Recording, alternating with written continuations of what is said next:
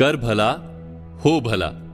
अगर इंसान की नीयत साफ हो तो नियति भी उसका साथ देती है, पर जब इंसान नियति को जीतने के लिए नियत को ही दांव पर लगा दे तो उसकी ये बदनीयत यानी बुरी नियत पश्चाताप का कारण भी बन सकती। बात करेंगे नियत की एक कहानी के माध्यम से। आइए सुनते हैं आज की कहानी। महेश अपनी पढ़ाई पूरी करने के बाद एक अच्छी सी नौकरी करना चाहता था, पर पैसे के अभाव के कारण पढ़ाई पूरी नहीं कर पाया। पिछले 2 सालों से रिक्शा चला रहा है। बस दिल में यही ख्वाहिश कि अपनी पढ़ाई पूरी करे और एक अच्छी सी नौकरी मिल जाए। एक दिन जब वो आखिरी सवारी को छोड़कर घर वापस आ रहा था, उसकी नजर पीछे एक बैग पर पड़ी जो कोई भूल गया था। एक बार मन किया कि देखे उसमें है क्या, फिर लगा जो उसका नहीं तो उसे क्यों देखे। यही उसकी सबसे बड़ी अच्छाई थी। जो उसका नहीं होता उस पर वो कभी भी अपना हक नहीं जताता था। बस उसने तुरंत रिक्शा घुमाया और बैग पुलिस स्टेशन में जमा कर दिया। उसमें कपड़ों के अलावा किसी की एक हीरे की अंगूठी और 4 सोने के कंगन थे, जिनकी कीमत तकरीबन 25 लाख रुपए आंकी गई। इसे जमा करते समय जो खुशी और आत्मसंतुष्टि महेश को मिली, वो 25 लाख की इतनी बड़ी बात सुनते ही धूमिल हो गई। इंसान का मन कितना सबल और कितना दुर्बल है, उसकी परीक्षा तो ऐसे ही समय पर होती है। अगर उस बैग को वापस देने से पहले महेश अगर उसे देख लेता तो शायद वो उसे वापस नहीं करता। कुछ ऐसे ही विचार उसके मन में आ रहे थे। सोच रहा था 25 लाख से तो उसका जीवन ही बदल जाता। वो जो कुछ करना चाहता था वो कर सकता था और शायद उसे कुछ करने की जरूरत ही नहीं पड़ती। एक समय में एक साथ इतने विचार आए तो मन व्याकुल हो गया, और व्याकुल मन तो चैन की सांस लेने ही नहीं देता। हुआ भी ऐसा ही। वो रात भर सो नहीं पाया, बस सोचता रहा, करवटें बदलता रहा।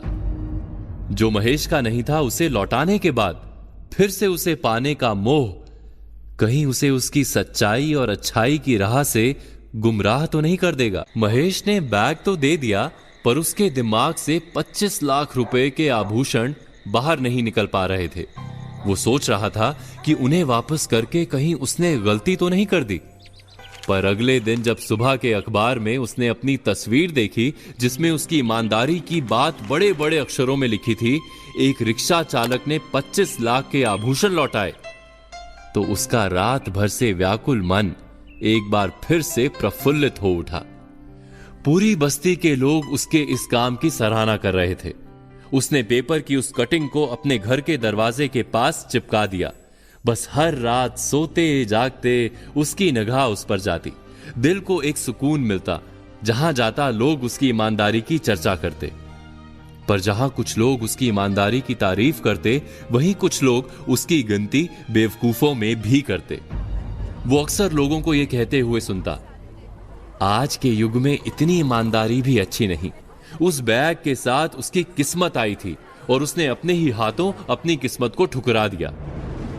अब जिंदगी भर बस रिक्शा चलाता रहेगा, सारा जीवन बस रिक्शा। क्या वाकई में उसने अपनी किस्मत पर खुद ही लात मार दी थी? जानेंगे थोड़ी देर में। कहते हैं समय से पहले और भाग्य से ज्यादा किसी को कुछ नहीं मिलता, पर नियति कई बार ऐसे खेल रचती है कि इंसान उससे भ्रमित होने लगता है।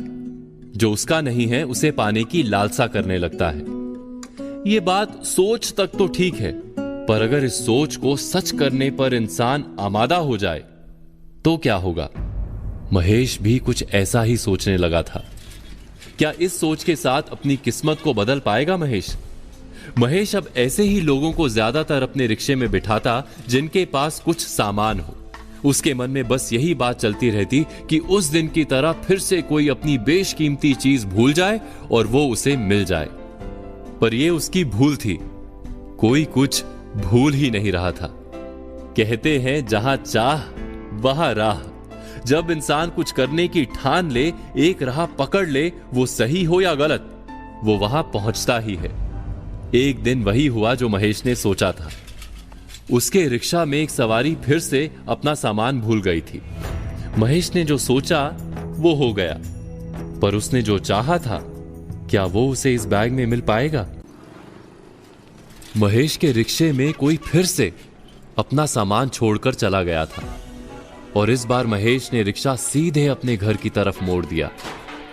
घर के दरवाजे को अच्छे से बंद करने के बाद उसने उस बैग को उठाया और वो उसे खोलने ही वाला था कि उसकी नजर दरवाजे के पीछे लगी पेपर की उस कटिंग पर गई जिसमें उसकी ईमानदारी को सराहा गया था। वो सोच में पड़ गया कि कल वो क्या था और आज वो क्या बनने जा रहा था, एक ईमानदार इंसान या फिर किस नाम से दुनिया में उसे उसकी पहचान मिलेगी। उस बैग को सामने रखकर वो एक गहरी सोच में डूब गया। क्या करे क्या ना करे। महेश का मन उसे इस बैग को अपनाने के लिए उकसा रहा था, पर उसका दिल नहीं माना। उसने पहले की तरह इसे भी पुलिस स्टेशन में जमा कर दिया। पर हां, यह जानने की जिज्ञासा उसके मन में जरूर थी कि इसके अंदर क्या है।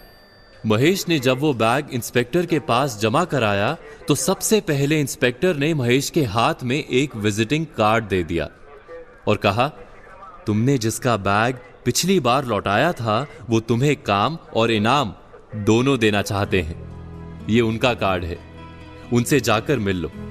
महेश की आंखों में नमी आ गई। उसे अब इस बैग से कोई मतलब नहीं था। उसे एक अच्छी सी नौकरी चाहिए थी जो उसे कार्ड देखकर लगा कि मिल जाएगी। बस अब उसे रिक्शा और नहीं चलाना पड़ेगा। वो इसी सोच में था कि तभी पुलिस इंस्पेक्टर ने उसकी पीठ थपथपाई और उसे शाबाशी देकर कहा, महेश, तुमने समाज को एक बड़ी बुराई से बचाया है। महेश के कैसे पूछने पर इंस्पेक्टर ने उसे बताया कि इस बैग के अंदर नशीले पदार्थ थे जो अगर युवा पीढ़ी तक पहुंच जाते तो कई लोगों का जीवन नष्ट हो जाता। अच्छा ही हुआ महेश ने अपने मन की नहीं, अपने दिल की सुनी। अगर वो अपने दिल की ना सुनकर लालचवश उस बैग को खोल देता तो संभवतः वो बहुत बड़ी मुसीबत में फंस सकता था। उसकी नीयत साफ थी तो नियति ने भी उसका साथ दिया। तो आज कही बातों पर विचार कीजिए और कल की प्रतीक्षा कीजिए।